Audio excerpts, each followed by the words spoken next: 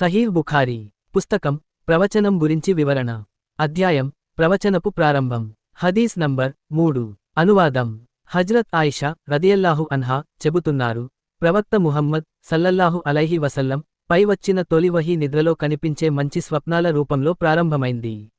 ఆయన నిద్రలో చూసే ప్రతి స్వప్న కూడా ఉదయం స్పష్టంగా నిజమవుతూ ఉండేది. ఆ తర్వాత ప్రవక్త ముహమ్మద్ సల్లల్లాహు అలైహి వసల్లం కు ఒంటరిగా ఉండటం ఇష్టం కలిగింది. ఆయన గార్ హిరా గుహకు వెళ్లి కొన్ని రోజులపాటు ధ్యానంలో గడిపేవారు. అక్కడ ఉండేందుకు తిండితో పాటు అవసరమైన వస్తువులు తీసుకెళ్లేవారు. ఒకసారి ఆయన గుహలో ఉన్నప్పుడు జిబ్రీల్ అలైహిస్సలాం అనే ఫరిష్తా వచ్చి పఠించు అని ఆజ్ఞాపించారు. ప్రవక్త ముహమ్మద్ సల్లల్లాహు అలైహి వసల్లం వినయపూర్వకంగా చెప్పారు, నాకు చదవడం రాదు.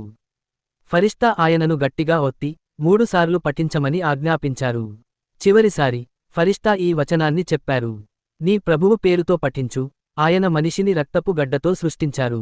ఈ వహీ తర్వాత ప్రవక్త సల్లల్లాహు అలైహి వసల్లం భయంతో హజ్రత్ ఖదీజా రదియల్లాహు అన్హా వద్దకు వచ్చి నన్ను కప్పండి అని కోరారు.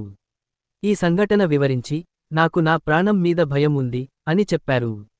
హజ్రత్ ఖదీజా రదియల్లాహు అన్హా ఆయనకు ధైర్యం చెప్పి, మీరు ఎప్పటికీ భయపడాల్సిన అవసరం లేదు. అల్లాహ్ మీకు ఎప్పటికీ అపకారం చేయడు. మీరు ఎల్లప్పుడూ పేదవారిని ఆదరిస్తారు, బలహీనుల భారం మోస్తారు, అతిథులను గౌరవిస్తారు, మరియు సత్యం కోసం కష్టాలు పడతారు అని అన్నారు. తర్వాత హజ్రత్ ఖదీజా రదియల్లాహు అన్హా ఆయనను తమ బంధువు వరఖా బిన్ నౌఫల్ వద్దకు తీసుకెళ్లారు. వరఖా గ్రంథాలను చదవడంలో నిపుణులై క్రైస్తవ ధర్మంలో విశ్వాసం కలిగి ఉన్నవారు. వరఖా వహీ గురించి విని అన్నారు, ఈ ఫరిష్తా జిబ్రీల్ అలైహిస్సలాం యావన్న ఆ ఫరిష్తా మోషే అలైహిస్సలాం పై వహీ తీసుకువచ్చారు. అయితే మీ ప్రజలు మీకు వ్యతిరేకంగా మారవచ్చు. కాని మీకు నేను తోడుగా ఉంటాను.